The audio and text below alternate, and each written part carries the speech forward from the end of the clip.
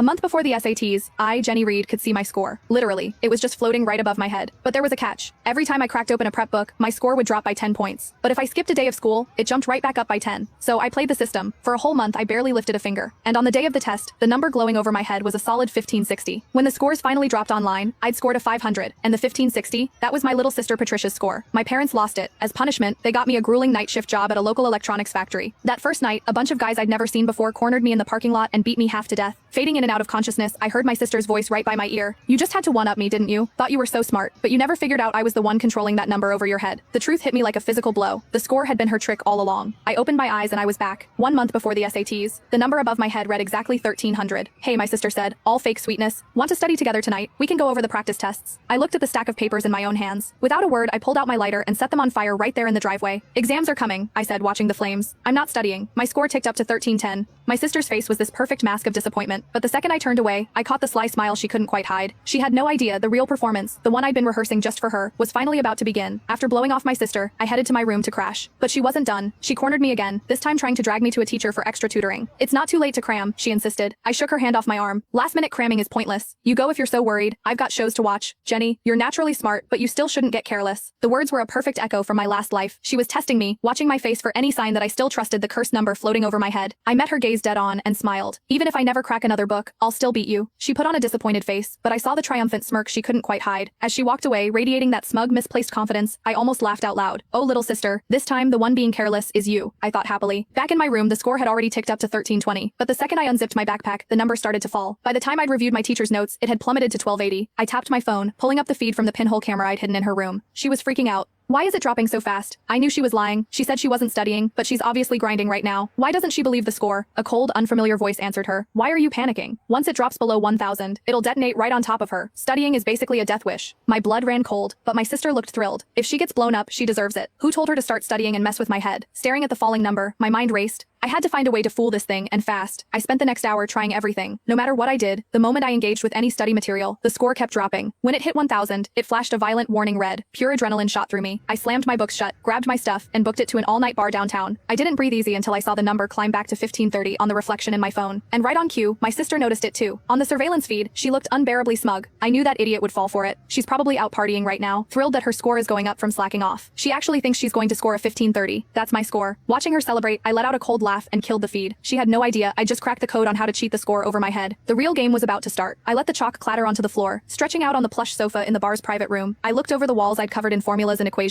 That's what I'd really been doing all night, and the score floating above my head hadn't detected a thing. A waiter knocked, telling me my time was up.